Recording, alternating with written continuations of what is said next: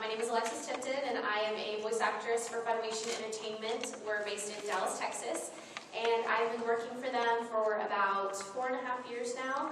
I also work with our sister studio, which is Comicon 5000. They do mostly video games. Those of you that play Borderlands 2, I'm in that one, as is pretty much every voice actor at Funimation. And we also dub foreign live-action films there as well. So if you've ever seen any of the recent ones that have come out, you've probably heard some Funimation people in there. I started as a theater actress and was a theater actress for a very long time, starting at a very young age, and just sort of transitioned into voice work. And I've been an anime fan since I was, I guess, about like 9 or 10 years old. So being able to combine, my love of anime and also my love of acting has just been really awesome. And then I get to come to cool conventions like this and talk to you guys. So, and this is just a general Q&A. You supply the Q and I supply the A, and just let's get started. Right, I'm going to start with a few questions. While I do that, you guys can think of questions yourself, and we'll get back to you.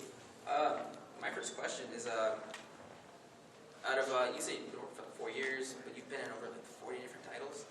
Yeah, actually, the bio on the website is actually my old bio.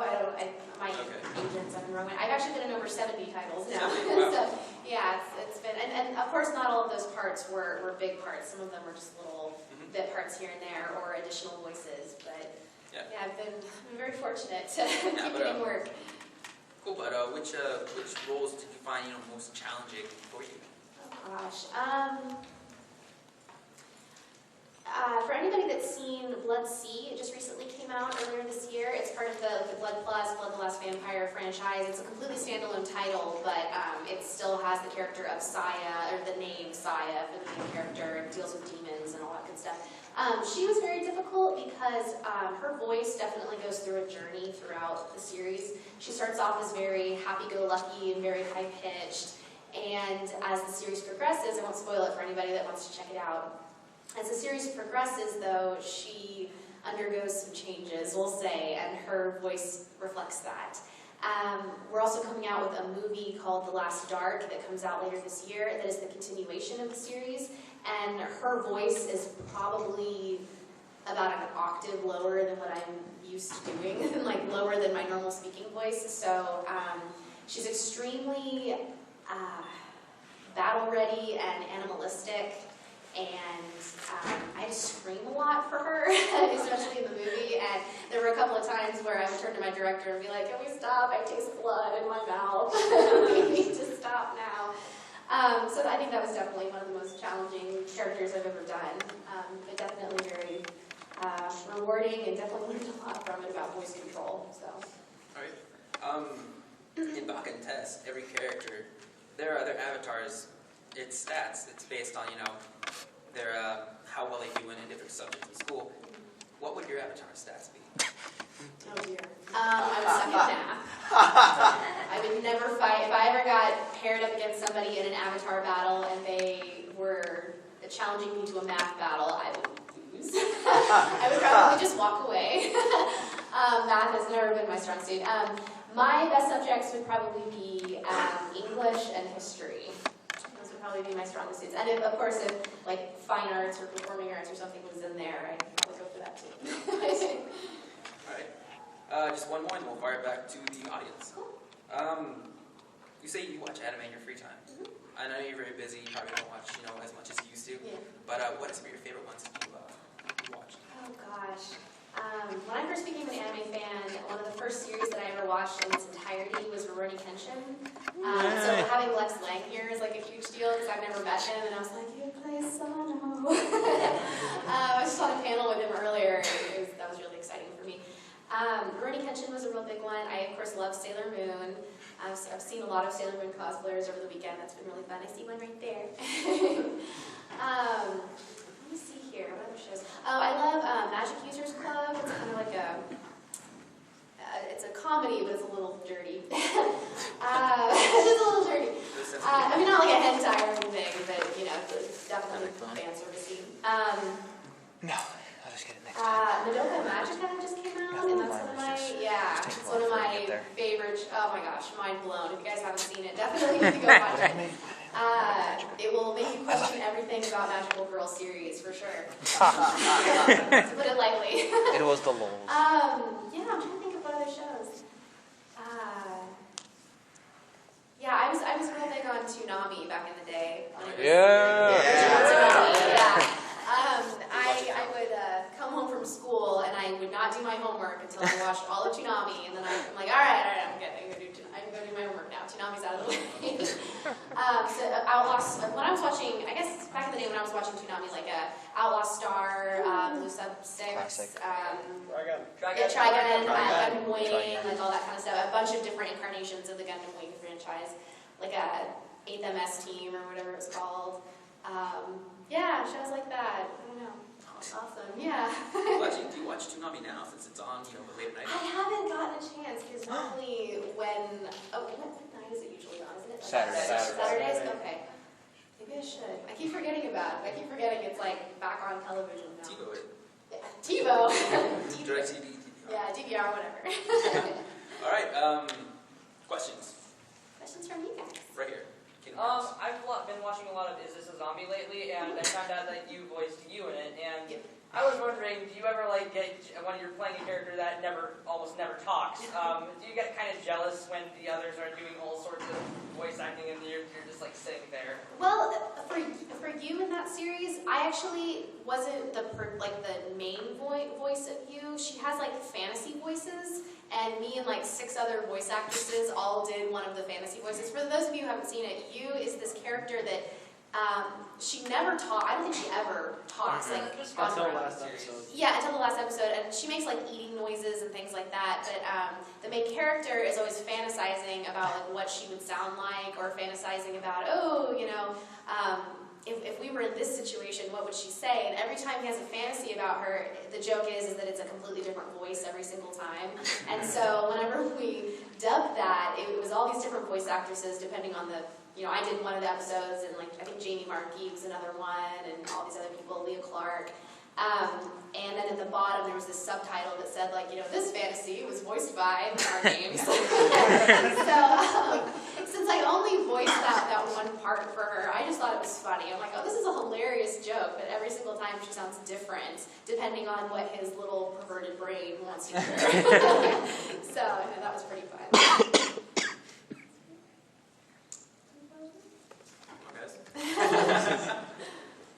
I saw the guy in the back is over. How did your training in theater, you said you had some classical theater training, how did you transition into voice acting? Well, with theater, it was definitely a really, really good way to practice with my voice as an instrument and find out what I could do vocally. On stage, stage is much bigger than film. It's very projected. It's very usually the characters are very much larger than life half the time. So in a way, it's very similar to anime and voiceover work in anime. And so I've been able to have some experience with different characters over the years where I was able to use my voice in different ways and figure out what I could do with my voice vocally and develop character voices and things like that. It also provided an amazing foundation to learn how to develop a character, how to take direction, how to work well with others in an artistic environment. And also, one of the biggest things, especially with voice work, is cold reading. Because for those of you that are familiar with theater work, anytime you go and audition for a show, they have you do what's called a cold read, which means they give you a cut from the script and you get up and part of your audition is to read these lines and perform them that you've never seen before. You have had no time with this text, you have had no time with this character, and every single time we record something in the booth, everything we do is cold reading. I never get the scripts ahead of time. The good news is I don't have to memorize anything, but I have absolutely no time to develop those characters or work with those characters. There's no, thanks, I get the script a week ahead of time and we'll record it in a week. No, I go in, I have absolutely no idea what's happening, and we go, we hit the ground running. So theater definitely prepared me to be a better cold reader and also to make character decisions on the fly, given very little information. So for anybody that wants to become a voice actor, I highly suggest doing theater because it breaks down that type of of work and shows you how to do those things. Whereas film, they kind of expect the same type of thing. You just go in and you hit the ground running. But theater is definitely a wonderful way to learn about acting as an art, for sure. You want very simple opportunities. You talked a little bit about the different things that you have to do in anime versus like video game or other things. Like for people who don't know anything about voice acting, just like anything interesting that you'd like to share about that. Sure. The only video games that I've ever worked on were American-made video games. So the benefit of that is that when you go into the booth to record, we just record the lines, and I can say them however I want in terms of the speed. I can say them, I can take time with it, I can say it quickly, I can say it slowly, it's whatever I want because I'm not bound by character movements. Which is wonderful. I mean, But then when you go into record for anime, anime is animated, is created in Japan, and because of that, obviously they are tailoring those mouth movements to fit the Japanese language. So when it comes over here, obviously that animation doesn't change, and our script writers and our adapters have to really take what they're given and make sure that it fits the character flaps. So it's a lot more tedious to go in and record anime because if it doesn't fit this, it looks silly. You get the stereotypical, Godzilla flaps. So, yeah, I definitely love recording for video games, at least American-made video games, because you don't have to worry about any of that. My question is regarding Sakurai, possibly arguably your most famous role. I know there were a lot of moments, like what was one of your favorite funny moments, like Minato and the other characters? One of my favorites was the telephone scene in the second season. Oh, where Ku answers the telephone? Yeah. Oh, yeah. Oh my gosh, I can't even remember.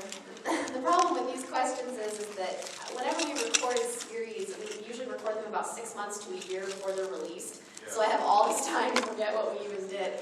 I guess one of the things that I really liked, at least overall, about recording for Musubi, I don't know if I have a specific favorite part, was just that my take on Musubi was that she's very loyal, she's very kind, she's very strong, she's a little ditzy, but she's extremely warm and extremely loving. And so that was really fun to play sort of an airhead, but at the same time she can hold her own in a fight, she can, she's arguably one of the most powerful Sekigure because she's a double number as opposed to a triple number. And I don't know, it was just, she had so many layers to her, and I realize it's a harem show, it's a fan servicey show, but it does have a lot of heart at the same time. And so getting to voice a character that is extremely well-rounded in that respect was a lot of fun for me. But I watched the transfer of the show, and back then, I gotta say, Musubi's my favorite character. oh, yay. You can say I'm that. so glad you This like her. camera is She's more a lot of fun. kind of I hope we get a third season of Sekigure because I would definitely love to voice her again. She's a ball. Alright, Ash. Speaking of fan service shows, what was it like voicing on Yamada's first time? Oh. Alright, first of all, who has seen Bigata HK? Yamada's first time? I own It it. sounds like a hentai, I'm sorry. I've never seen Bigata HK because anytime I'm like, yeah, it's in a show called Yamada's First Time, people are like, what? Oh my gosh. I will say this, it definitely prepared me, whoa. We call that a plosive, by the way. That like P noise, sorry about that. It definitely prepared me for other shows that have dialogue like that. Funimation is currently at is being represented at 3 different conventions this weekend, and I'm hoping that a certain show will be announced and I can talk about it. But we recently finished another show where my character is a lot like Yamada's Eros deity, and since I had already recorded for Yamada's Eros deity, I was like, oh, well, this is just a walk in the park, because I had to say all this already in a different show. There were definitely a lot of moments where I would look at the script and then turn to the director and be like, I have to say that? Like, what? Why? But it was a lot of fun, and it was definitely, I would leave work when we were recording that show just sore because me and the director and the engineer had just been laughing so hard. It was such a funny show. For anybody that hasn't seen it, it does sound like a hentai on the surface, but it's really not. It's about a girl who is 15 or so, and she's going into high school, and she's made it her goal to, as she puts it, bang 100 guys. But she knows, she's never had a boyfriend, she's never been promiscuous, and she finds a boy that she assumes is a virgin because she doesn't want to like make a fool of herself in front of someone experienced. But then she actually falls in love with him, and every single time she tries to initiate something, something happens that makes it go horribly wrong. And it's just really awkward and really funny, and she clearly has no idea what she's doing. And the character that I voice is this little like deity that follows her around that looks like a female version of Master Roshi. She has a mustache and everything, and she flies around on a little like flying nimbus cloud. It's really ridiculous. As the pole. We basically call that Yamada's sex drive. It's like this little version of what she could be, and so everything she says is just ridiculous. The last episode was funny. Yeah. That whole show is pretty ridiculous, and Yamada doesn't, she can't hear her, she can't see her, so it's all this like, what are you doing? What are you doing? Don't do that, don't do that! And then Yamada can't hear it, so she does it anyway, and then it's all these reactions of the Eurus deity. And, Breaking the fourth wall. yeah, breaking the fourth wall, exactly. And a bunch of other characters have Eurus deities as well, like the guy that she's trying to get with has an Eurus deity. Which is Gregaries. Voiced by Gregaries, yeah. So it was a fun show. Good morning. Good morning! Well, on the topic of fan service, with the two shows that I'm aware of that you worked with Todd Havercorn as main characters, My Bride is a Mermaid and Rosario Vampire, between the... My Bride is a Vampire. I have a joke about that. They should make that. Oh, God. Between the two, which one did you have more fun with, Mocha or Sunsetto? Oh, man. Mocha. No, Sunsetto. Okay. I think, I don't know, first of all, I loved voicing both of them, but I think maybe Sunsetto just because there was like the fun kind of mermaidy pop star element involved, and Mocha sings as well, so I got to sing in both shows, which was really exciting for me, but I wanted Sunsetto so bad. Like, I wanted that part so bad, and when I got cast, I was so excited. Especially because when we auditioned, I was sick. I had a sinus infection, and I was like, oh, they're not going to cast me because I know they've worked with me before, and they know what my voice sounds like, but oh, they're not going to cast me because I sound so terrible in my audition. But then they ended up casting me, and it was just incredible. And I also like that because she's supposed to be from the south of Japan, that she has a little bit of an accent. Her dad's a mob boss, and so it's all that. And it was just so funny. And I had also that was the first show I'd ever been in that was that high energy, like wacky comedy. And so I can talk really fast, but in that show, it was like, fit this much dialogue and flaps that last this long. Go. So that was a lot of fun too. But I definitely have a soft spot for Mocha. She was very fun too. Did you enjoy the little gazes that Mocha? Oh yeah. No, I wish I had $1 for every time Todd and I are at a convention and someone's like, do the Mocha Skune thing. And we were like on a panel, and so we just look at each other. Mocha Skune. Cut us off because we can go forever. It lasts forever in the show. No, then when Colleen Beer does it, it's very awkward. But those were always the best. All right. How do you find relating to the characters helps you when you're doing a little bit of method acting? I'm sorry, say again, I couldn't hear the beginning of that. How do you find it helps you to relate to the characters when you're trying anything like method acting to try and get into character? Oh gosh, well, I am not a method actor by any stretch of the imagination. That just sounds like too much work to me. You hear about like Heath Ledger, who locked himself in a hotel room for 2 months to prepare for the Joker, and I'm like, ooh, okay. I mean, it worked, good job, but man. I don't know, I guess I get cast as a lot of characters that are nice and helpful and sweeter, and that's the type of person that I try to be. So when I get to voice characters like that, it's nice to do something that feels to say things and to speak in a way that makes me feel comfortable, because I feel like I'm that way in everyday life. So I guess that's kind of the closest way I can answer your question, since I'm not really a method actor. But does that answer your question, or kind of? Okay, cool. All right, girl in the mask. I was wondering if you feel awkward, like, watching movies that you voice act in. Like, do you actually watch the movies that you participate in? Well, one of the cool things about being a voice actor is that we get paid, our for doing the art of the characters and whatever. And then we also get free box sets of shows we've been in, so that's really nice. And the cool thing is you know, when we voice act, when we record for anime, we do it by ourselves.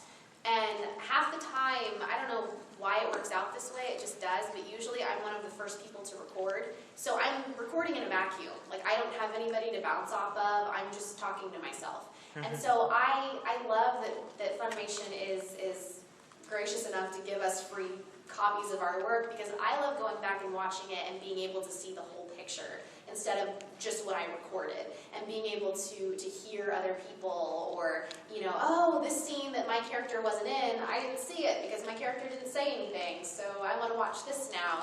And everybody at Funimation, I mean, we're all such good friends. We have a joke that we're kind of a semi-functional family.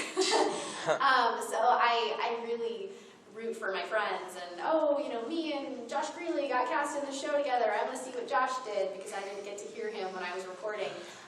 So I really love going back and watching it for that reason, but it is still a little strange to hear myself. In the beginning, it was really weird. When I first started working for Funimation, I brought home my first copy of the first project that came out, and I popped it in, and I was like, that's what I sound like? That's so weird. But now, it's easier to listen to myself, but there are still times where I'm kind of like, I'm going to focus on everybody else instead of my own voice. All right, gentleman in the teal. Have you, kind of going on a little off then, have you ever been watching one that you had done and gone, that's why they had me do that? That makes sense now. Sometimes, yeah, there have been occasional times where plot devices definitely made a lot more sense. Usually the directors do a pretty good job of explaining to us what has happened because everything is taken out of context when we record. Excuse me. Usually they're like, okay, you know, in this scene, you're screaming bloody murder because you just saw this happen. Oh, okay, well that makes more sense. But yeah, it's definitely, because it is so disjointed when we record, it is definitely kind of an epiphany to go back and be like, oh, this show is really dark. My character didn't see any of that, so I didn't see any of it. Wow. This project I'm a part of is weird, or, you know, whatever. Yeah, so definitely being able to see the full picture definitely fills in a lot of the gaps, for sure. All right, Red and Kingdom Hearts. I've watched a lot of shows in both sub and dub, and I know some dubs are much, much better than others. Do you have any particularly bad ones that you've seen, not necessarily been in, that stand out? Oh, I don't know. Well, the thing is, though, I mean, I'm of the mind that if you, like the whole dub-sub war that's raging all over the internet, I don't understand. I'm like, if you don't like the dub, don't listen to it. Don't listen to it. It's not, you know, and even if you buy the DVDs, there's this wonderful button that you can press that changes it. Like, I don't understand. And so, I don't know. I mean, of course, there's always going to be dubs out there that not everyone is going to agree with. I have definitely heard choices that maybe I was like, if I was directing it, I probably wouldn't have done that. But at the same time, like, you have to respect the vision that director had. And that was what they went with. And another thing that I've learned since becoming a voice actor, which changed how I feel about dubs and that type of thing entirely, is that Japan makes the final call on a lot of that stuff. One Piece, for example, you know, Funimation redubbed One Piece. 4Kids had it, which, you know, we could talk about that all day if you want. But it's not a cigarette, it's a lollipop. Anyway, but like, you know, Funimation redubbed that series, and it's currently ongoing. One of the newest installments was just released.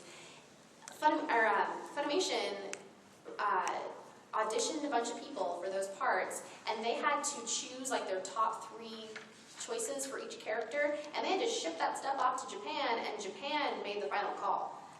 So a lot of the shows, and not just big pieces, or big pieces like one show, big shows like One Piece.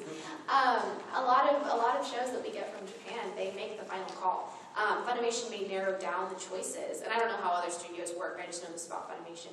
Funimation may narrow down the choices to 3 to 5 per character, but then Japan is like, okay, we like this one, or we like this one, go with that one. A lot of times, sometimes they also determine how we pronounce names. I know that there's a lot of stuff about that. Yeah.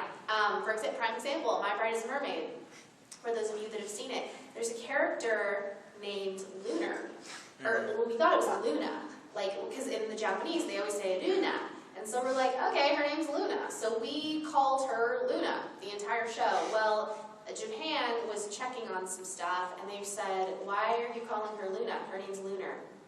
I'm like, because that's what you say in the Japanese. And they're like, no.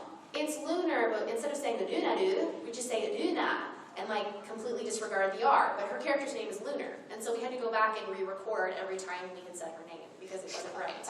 So, it's Japan, even though when the projects come over here, they become property of the studio that is dubbing them into English, Japan still has a lot of say on what goes on. Rosario plus Vampire, for those of you guys that are fans of that show, I'll tell you exactly why it took forever to come out. It was because one of the songs, one of Mocha's songs, one of the songs that I had to sing, was an actual Japanese pop song from the 80s. So it had all this copyright infringement, or not infringement, but copyright issues attached to it, and they didn't think the translation was close enough. And so we had to re-record that thing 5 or 6 times. And then they said, well, why can't you just record the literal translation? Because of these. It doesn't fit. So we went back and forth with Japan for months, and that's why the show got pushed back, because we couldn't come to an agreement. And finally, obviously we did, because it got announced. But Japan has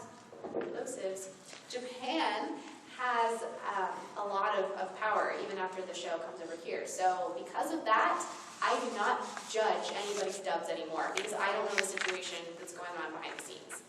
So that's my very long-winded answer to your question. I apologize. That was enlightening. Yeah. Well, but see, I'd never heard that. You should also blame Japan. Japan has to say what the voice actors and actors. If someone doesn't like the dub or it, they should also complain to Japan, not just the exactly. company. No, and not that I'm all for pushing more hate online, but that's what I tell people. I'm like, don't be so quick to judge the dubbing industry when half the time Japan's the one that okayed it. You're so quick to, Japan does everything the best in Japan, and it's like, well, yeah, they're the creators of anime. Without Japan, we wouldn't even have that kind of animation. But they still have a lot of say in the project. So if you don't like something, don't be quick to judge. Don't just assume, that dubbing company ruined my favorite show, because you never know what's going on behind the scenes. So it's a crazy world.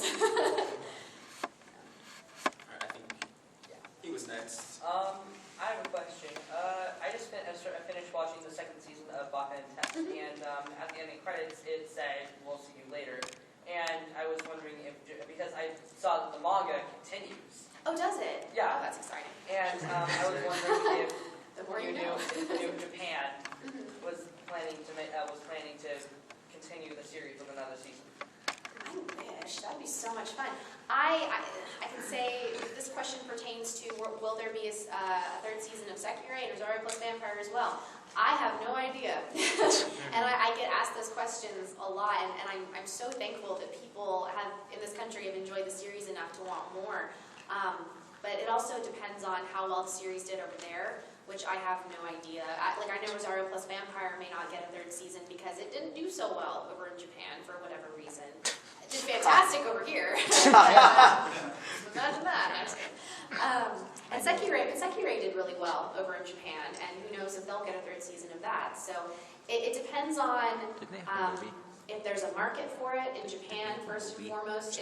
Another thing is that even though that terrible tsunami happened several years ago now, there's still in kind of a recession because of it. There's still nuclear power plants that have been shut down, and so a lot of cuts have had to be made, especially in things like animation.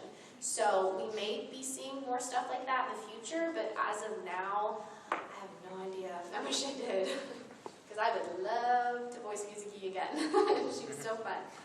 Alright, Carol, and then Beard. All the names he's giving you guys. What are some of your less than favorable parts? Less than favorable parts? Like parts that I didn't enjoy, or...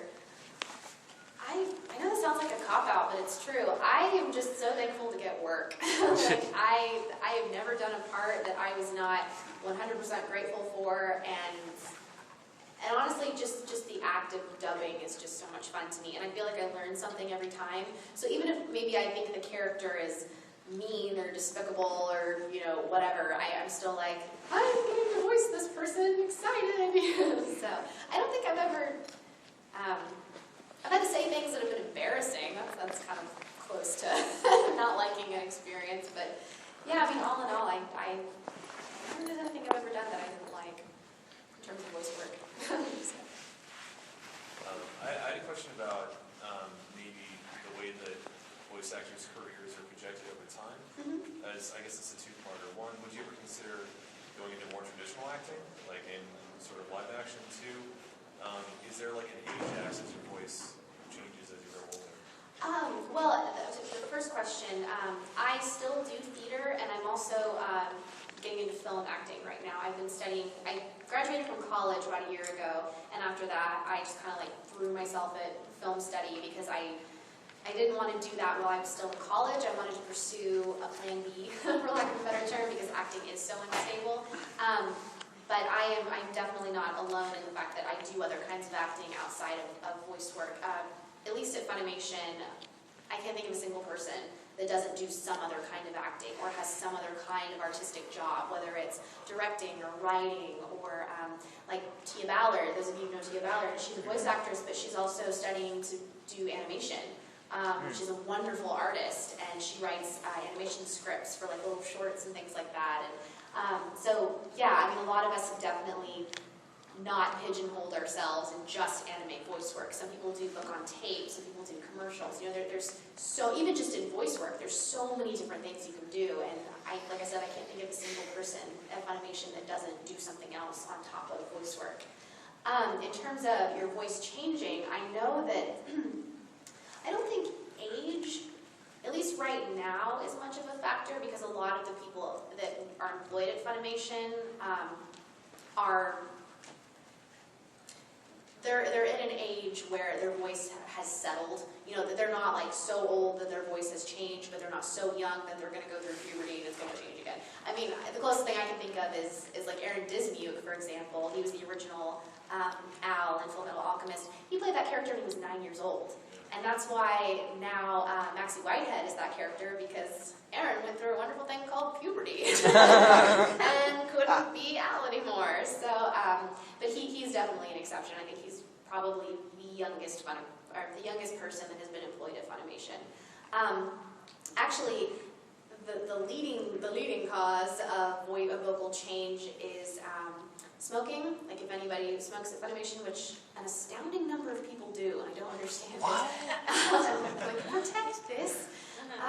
But also, like Colleen Klinkenbeard, for example, she is the new voice of Luffy in One Piece, and she's been doing it for about 5 years now, because like I said, it's the show that never ends. And endless soap opera. Yeah, and because it's this low, like, screamy little boy, because One Piece is synonymous with the word screaming. Scream. Her voice has been altered because of that role. And, I mean, she's so talented. God knows, I mean, her career has not suffered for it. Like, she still gets so much work, but it's very hard for her to do, like, little girl voices now because her voice has been altered because of the scratchy, screamy voice of Luffy. So, and that's kind of rare just because not a whole lot of shows at Funimation require what that part requires of Colleen, and they also don't go on for as long as One Piece has. But yeah, definitely if you are doing something over and over and over and over again, there's going to come a point where your voice is going to do something different. And then, of course, like I said, smoking and probably excessive drinking too. would probably do something. Or if you sing in a metal band on the weekends, that's something to your voice too. Right. Thank God I do This that. guy's had his hand up for a while. Actually, he deserves a I just have resting on hands. Oh, really? Yeah, just that. But quick question: have you ever been photobombed, or not photobombed, but bombed in booth yet? Oh God, all the time. Yeah, I mentioned earlier that everyone at Funimation is pretty close with one another, and we're all a semi-functional family. We bomb each other all the time. It's wonderful. That's what we call them. We call them bombs. And I mentioned earlier that we all record separately, right? Well, what we'll do is like I'll mention Josh Greeley because he's one of my best friends, and we've done a lot of shows together. He leaves bombs for me all the time. It's like a game. Like, what can I leave Alexis? Because I know she's in this show. I left bombs for Todd in My Bride is a Mermaid. You basically just like look at the animation or look at what's going on and you think of a line to put in place of it that is hilarious or 99% of the time extremely inappropriate or vulgar. And then whenever we record in the booth, you get sort of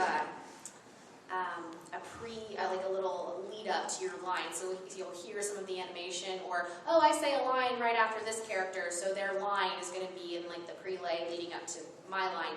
And so you'll be waiting for your cue, and then all of a sudden you'll hear this like vulgar, funny line. You're like, that's not what the character said. But there've been a couple of times where I've just died laughing and I couldn't talk because that bomb line.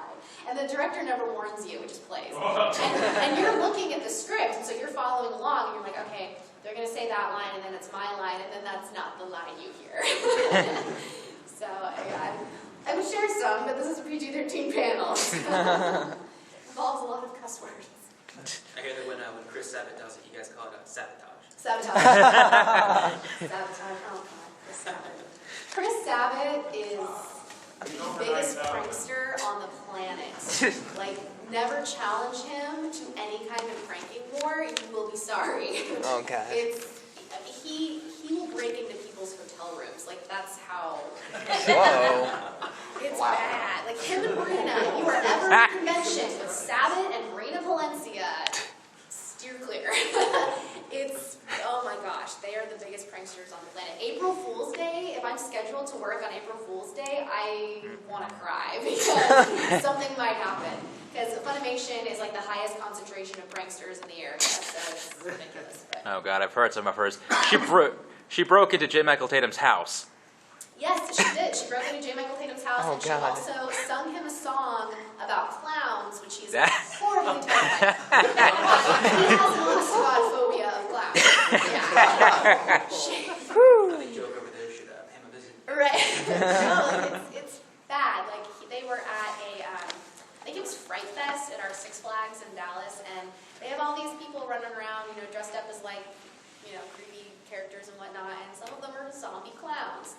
And some guy, the story goes, came up to him in a zombie clown mask, and Tatum was like, dude, I have a phobia, like, warned the guy, and was like, don't come near me, like, I'm honest to God scared of you, I know you're just a guy in a mask, but please don't. Well, the guy thought it was funny, and ended up getting the crap beaten out of him. They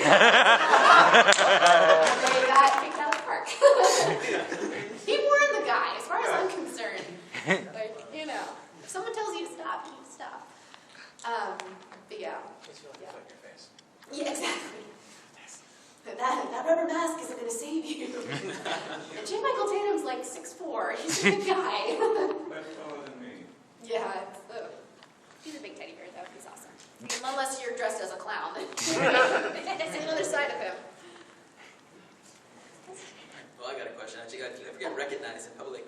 Like go to a Best Buy, buying I get that question all the time. I'm like, I'm glad you guys think that I'm cool enough to get recognized in public.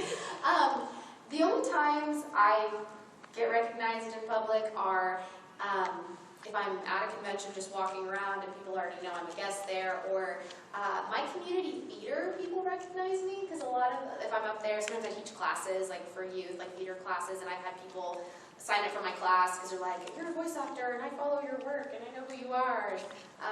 And sometimes like there's a youth program there, and sometimes I'll like sign posters for some of them and be like, here you go, have fun. But outside of that, I've never just been recognized like on the street or anything. Like, would you ever intentionally go and like do a line from a character that you've done?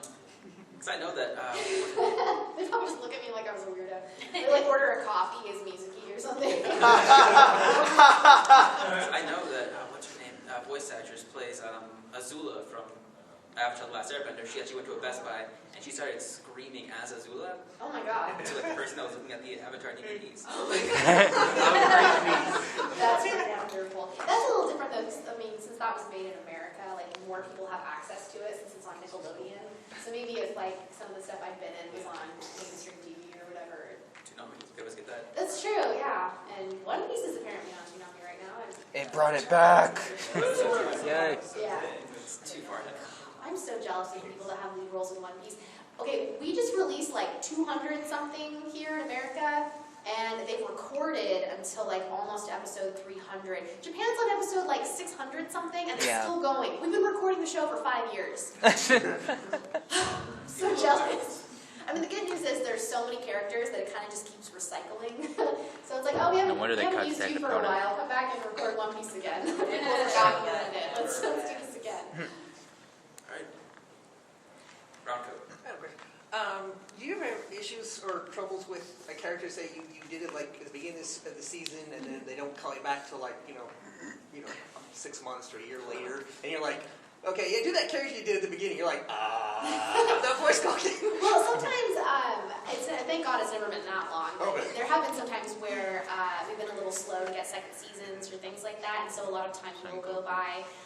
But thankfully, Funimation has this wonderful database where they never throw anything away, like digitally, like everything that we record, stuff that I recorded 5 years ago is still in that database, stuff that's already been sold and is hit the street, on market, whatever, like we still have all of the tracks of everything we ever recorded. And so anytime you go in to record something, even if it's only been like a week or two, and then they call you back in, they'll give you a reference of the voice you did. They'll kind of like save a bunch of references in a folder and be like, oh yeah, this was a line you recorded from a couple episodes ago. We'll play it for you so you can kind of hear what you sounded like. Because obviously, I mean, they're very concerned with continuity and things like that and want it to sound the same. So they're willing to help you out just so you don't have to. Well, and sometimes, like especially in the case with Baka and Test, we recorded the second season fairly quickly after the first season, but a new director directed the second season. So they weren't used to hearing all the characters. But luckily we had all these references and they were like, okay, I know I didn't work with you on the first season, but I do have this reference. I'm going to use this to make sure that you stay where you need to locally. So it's usually pretty easy to kind of fall back into it, which is good. Do you have season 2 yet? Rocket Record. Back to test. Yes, I haven't watched it yet. Has there ever been I need to watch that. a time where you've gone I'm and gonna borrow my auditioned season 1. for a part I've already that you seen that. absolutely Watch it Well, I wanted, mean, no, on Blu-ray. after the audition, you didn't get the part, find out that the series did come out without you, and you were just like blown away, like they overlooked you, or it was a part that you absolutely just had to play. I don't know. The good thing about Funimation is that even if you don't get cast as a lead role, chances are they may call you in for something else, like something smaller. So there's always, even if I don't get cast as the part I want, there's always the chance that I'll be associated with the show somehow. Like when Black Butler came out, I really wanted like one of the lead roles in Black Butler because I was familiar with the show before we got the rights, and I was like, oh, we're getting Black Butler, it's going to be such a big deal. And I was really devastated like when I didn't get a lead role, but I did get, Ian Sinclair directed that, and it was the first time I'd ever auditioned for him, and he did like the sound of my voice. He knew I could do a British accent, which was very important in that show, which is so dialect heavy. That he still gave me work, and even though, this is kind of disappointing, I actually voiced Queen Victoria, like young, creepy Queen Victoria, but Laura Bailey got the credit. What? In the OVA, like in the physical credits, something happened and they put Laura Bailey. And it's not her fault at all. I mean, somebody, whoever does that, I don't even know what happened. But and then when we did the OVA, it says Alexis Tipton in the credits, but then Ian Sinclair made this big deal about in one of the commentaries being like, this was a mess up, it's Alexis Tipton, like it's not Laura Bailey. But wouldn't be the first time we've gotten confused. But yeah, I think that was probably one of the only times that I was like, oh, I wanted that part so bad. Because most of the time when we get shows in, I'm not familiar with them, so I haven't like built up any type of fondness for any of the characters or anything like that. But with Black Butler, like I said, I was disappointed that I wasn't able to play one of the lead roles. And when it comes to that, I mean, being an actor is learning how to accept no and accept rejection. And it doesn't mean that I'm a bad actor, it just meant that someone was better for the part. And the cast that they got to play those parts was phenomenal. And so I'm happy I didn't get cast as those parts because I wouldn't have been near as awesome in that capacity. But I was happy that I did at least get to be a part of it, so that was good enough for me. All right. You, and then you had your hand up. You've mentioned Baka Test a few times. I just wanted to say that Mizuki's it's my favorite anime and light novel series, and Himeji is hands down my favorite character. So I have to ask, what was it like working on Baka and Test? I loved working on Baka and Test. It's such a colorful, like pretty, funny show. And Mizuki was probably one of the highest pitched characters I've voiced, at least in a lead capacity, a voice that I had to maintain for a long period of time. And she's so high pitched, and then she has that breathy quality, so it's surprisingly difficult to kind of maintain the entire time. And so Terry Doty directed the first season, and we had all these ways of making sure that I was consistent with the voice. And so anytime I was kind of starting to fall out of it, she'd go, like in the mic, and I'd be like, oh, and that was like my cue that, oh, you're kind of slipping, get that breathy back in there. And so then I'd go, la, la, la, la, la. And then it turned into this like Charlie the Unicorn thing. And we fell out of it. I'd go, la, la, la, Charlie. Give me that, Charlie. Yeah, because it's kind of that quality, just like that airy, high quality. And then that was like a starting point, and like, okay, Charlie the Unicorn. All right, then go into Mizuki. All right, good. Okay, let's keep going. But it was so funny, and she was so cute and so adorable. And then this like high-pitched, breathy voice. I had a ball with it. It was so funny. It's a good show. If you guys haven't seen it, it's hilarious. And Josh Greeley, as Akihisa, is amazing. And Brina Valencia plays a trap. A reverse trap. All right, she plays two characters. They're a twin brother and a twin sister, and the twin brother is constantly mistaken for a girl, and that's like the running. Sorry guys, I keep hitting this. That's like the running gag in the show. So, laugh. Kingdom Hearts. I'd like to, when I was watching the second season of Baka Test, in mid-series, they referenced their made-up card game. I doubt it, and I was wondering if the cast ever played that in...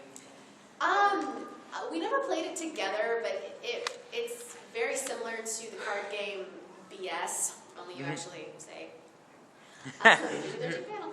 And I've played that with other people, but we've never actually all gotten together and played a card. We should do that though. That'd be really do you guys remember this game, Baka and Test? Let's play it. They gonna get drunk like in the anime? Drunk off chocolates? Yeah, sure. She gets drunk off a box of chocolates. They're like the equivalent of Bailey's candies. And oh my gosh. They were filled with whiskey. They were, but it's also Mizuki. It wouldn't take it. She smells alcohol when she's drunk. Gentleman's back. Question I have, favorite dog breed and what kind of automobile do you drive? Favorite dog breeds? What kind of automobile? My favorite dog is the dog I have. I have a Newfoundland. Yes. Aww. And he's so cute. I have a Labrador. He's awesome. He's 150 pounds of fluff and love. Aww. And his name is Kuma. Aww. He looks like a big bear.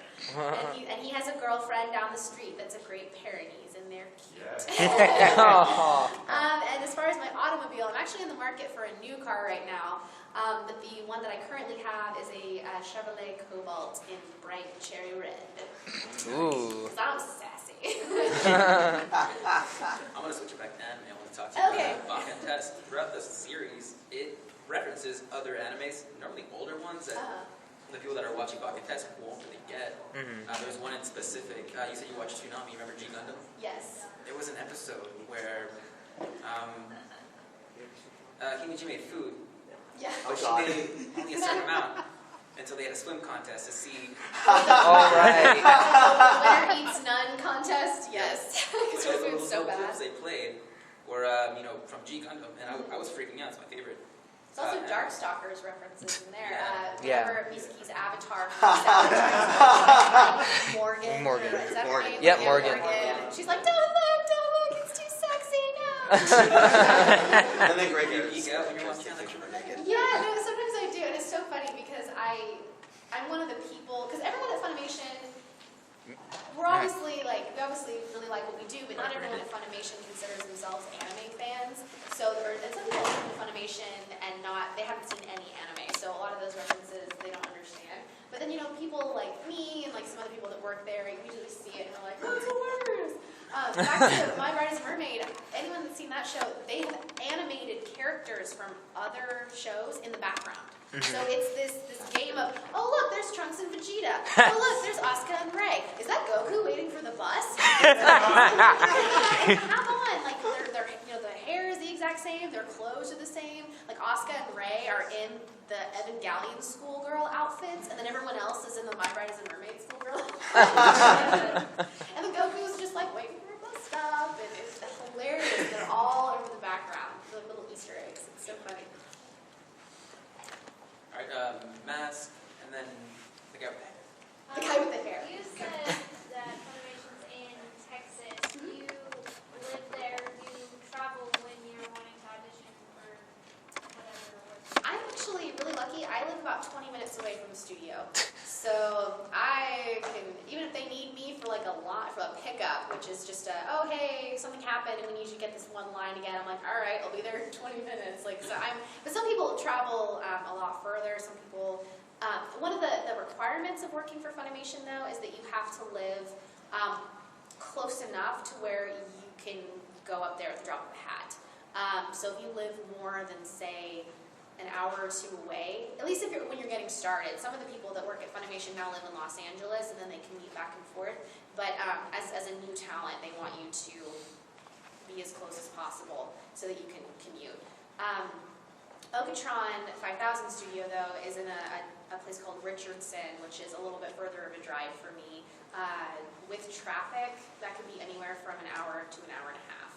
So, but yeah, Funimation's nice and close, so that works in my favor.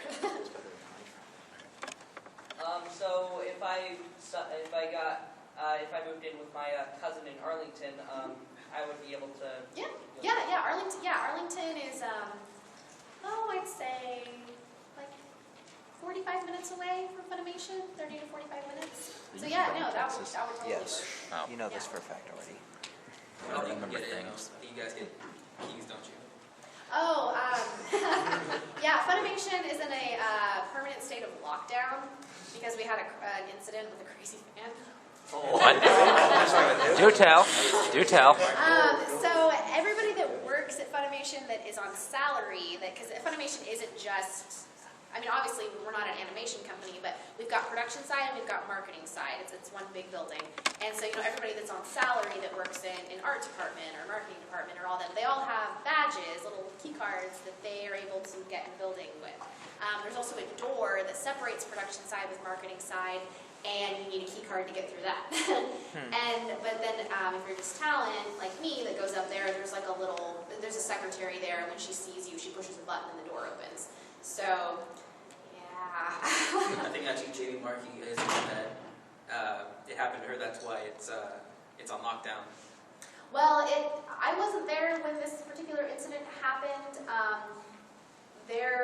don't know who. It was probably a couple different incidences, but the one I'm thinking of didn't really affect anyone in particular. I know that Jeremy Lee was recording when it happened, and they told her to go inside her booth and close the door and sit on the ground and turn the lights off so that they wouldn't know she was in there. Not that this person was looking for her, but they just didn't know. Like, the situation was unpredictable. And that person has been banned from all Texas conventions for accosting a member of Funimation that works for marketing. Like, production isn't even her department. Total sweetheart, and he accosted her and almost got physical when she wouldn't take his voice demo, and grabbed her and was yelling at her, and because of that, he's no longer welcome to Texas conventions. So, and I don't know what happened to him, but we also have headshots because he wants to become a voice actor, and he will stop. It broke a lot of rules trying to get an audition. We'll put it that way. But we have his headshots, plural, at the front of Funimation Funimation, so it's like, if you see this person, don't open the door for them. And there's a picture of him normally, and he's bald, and then there's a headshot of him with a really bad toupee. It might as well have been Photoshop, like it was really bad. I don't know if they're still there because no one's heard from him in a couple years, but yeah, he's the reason we're on lockdown, just in case. Good times. All right, any other questions? All right, I think we accidentally skipped one accident and then go with purple hair. What's your favorite animal or little creature from any animation done? My favorite animal or little creature? Trying to remember. I love the bat and Rosario Vampire. and Jerry's awesome. Jerry's around here this weekend too.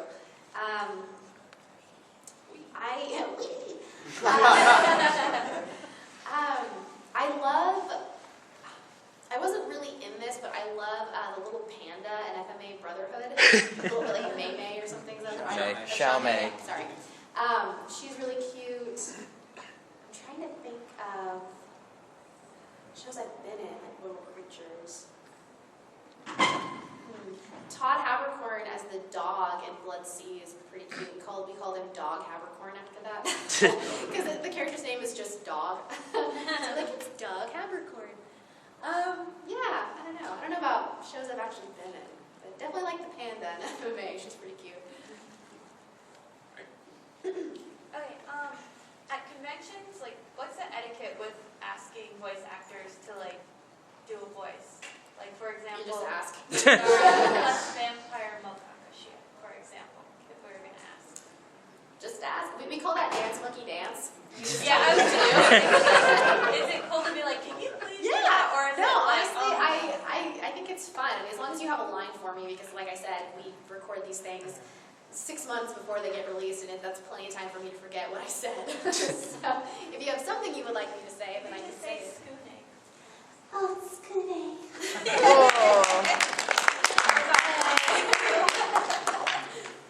Yeah, no, I think it's fun, and people are always shy about that, but I'm like, I'm here, ask a question or ask me to dance. You're dancing with you dance, whatever. I'm here for you guys. Thank you. You're welcome. All right, yeah, in the back. Do you have any English moments? English? Sorry, I didn't hear the last part of the question. That you're fond of? The English moments that I'm fond of. Yeah. You mean like when we're recording, or just or like Englishy words that I? Watching a sub or whatever, or you're doing it yourself. I just think English is funny. No, Mike McFarland. I worked with him on I played Julia Crichton in the FMA Sacred Star of Milos movie, and we had a kind of an Englishy joke in that movie, because there were so many times, because we preview everything in Japanese first before we record it, and there were so many times where they go, ware, you know, just like the masculine, like we, like ware, and so they would say that all the time, and so now we have this joke where we'll do like ware no, and then like say some English word, and there was so much testosterone in that movie, so we'd go like ware no barasu. So now whenever I see him, I'm always like ware no barasu. That's just like our goal. Cold too. And they're like things like that, or I don't know if you guys have seen the SNL skit where it's like the two people that are in a Japanese club, and they're like, my name is Rebecca Stern Markowitz-san, and like they're always talking in English. That they always say like "doo" after every single line. They're like, oh, there's this cup doo, and then I made this kind of doo, and this is a microphone doo, like trying to sound like they're speaking English. And so everyone at Funimation has seen that. Sensei Mark Hoffman. Yeah, Sensei Mark Hoffman doo. And so we'll add like doo, like sometimes at the end of sentences, and or occasionally we'll be listening to the pre-roll. And previewing it in Japanese, and we'll be listening, we'll be like, they just threw an English word in there, didn't they? Yep, that's an English word, you're cute. Things like that. But, yeah, I mean, when you work with anime, it comes up a lot. So, but definitely the ware no barasu, that's like a huge. Well, then it's fun for me because I actually minored in Japanese in college, so when I hear it, I just giggle. All right, we're at the 4-minute mark right now. Do you guys just want to do quick fire questions? Really short answers? Short answers, requests. You you gotta raise your hands quick though. You gotta go quick. Go. I was gonna say it's interesting. But you ever have any, some of those names and stuff? Some of those I'm looking and going, I have no idea how to even say something. Sometimes it's cool though, because since I study Japanese, sometimes if the director isn't sure how to pronounce a name, they'll call me in and have me record all the names for them so they can give it to the actors to reference. Which, by the way, sometimes in certain shows, when directors Americanize the names, and then sometimes they don't, that's just a director's choice. Sometimes directors want to roll the R's, sometimes they don't. So, but the directors that want to do, like, this is how the Japanese name should be pronounced. Like, sometimes I get called in to, or if there's, like, train stations, because usually the lines for the names of train stations are pretty freakishly long. Sometimes I'll go in and work, and sometimes even I've gotten a little tongue-tied looking at some of those. I'm like, what is this? What are you doing?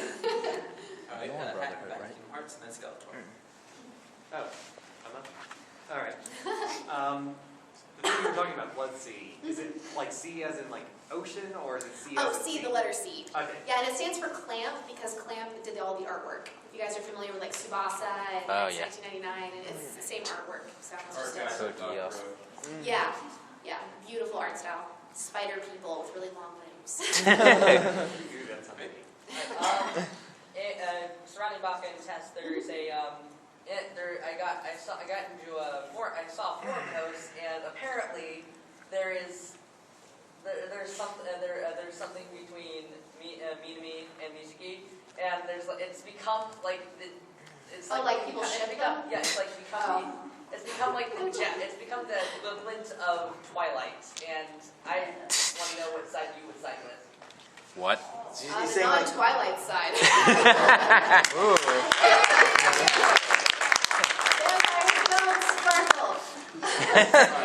I don't even know how to answer that question. I guess Mizuki because I'm partial. But I do like Mizuki. She's cute too. All right, last question. Funimation, have they ever brought anybody that has no training just because they like their voice? I know that. Or anything like that? I know that. Yeah, sometimes people have been brought in because we have a waiting list for people that want to audition but maybe don't have acting experience, and they will call in people to audition or call them in for a couple of lines. Sometimes we do stuff for like Make-A-Wish Foundation too, like with kids, which is always so cool. The kids that they're not doing so well and they really want to come in and record something, and we'll bring them in and they'll record things. Like we had a kid in recently that recorded on One Piece, which is really cool. And yeah, and sometimes, those of you that have seen Hitalia, all the little halfway markers where they go, Hitalia, and it sounds like children, it's children. Like, it's like, who here has a child under the age of 6? Bring them in. It's all these little kids going, Hitalia, and those are actually children. None of them have acting experience. But yeah, no, sometimes they do call in people. If you want to make it a career and make it a priority and you want to continue getting lots and lots and lots of work, that's really where the acting experience comes in handy. It's a tool to be successful. So, is that all we got time for? All right, do you want to tell them where your booth is? Oh, yeah, if you guys want autographs or anything like that, I'm in S29 in the dealer room, and I've got a panel tomorrow, and I've got a panel on Sunday. You have my schedule. You're cool. I don't know what I'd do with them. The panel tomorrow is at 10:30 to 11:30. What room it is? Here. Yeah, and honestly, like anytime I don't have a panel or like a photo op thing, I'll probably just be hanging out at my table. So come say hi. And thank you guys so much for coming. I really appreciate it.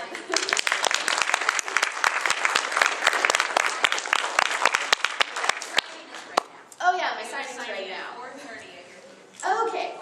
Not right here, right now. No. Do they charge you each individual thing or as a whole? Each individual thing. Oh, God. I was about to ask, since you already paid for some of them, if you're going to go back and take some of my stuff too.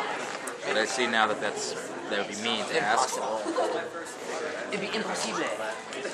Is there a few things that I just really want?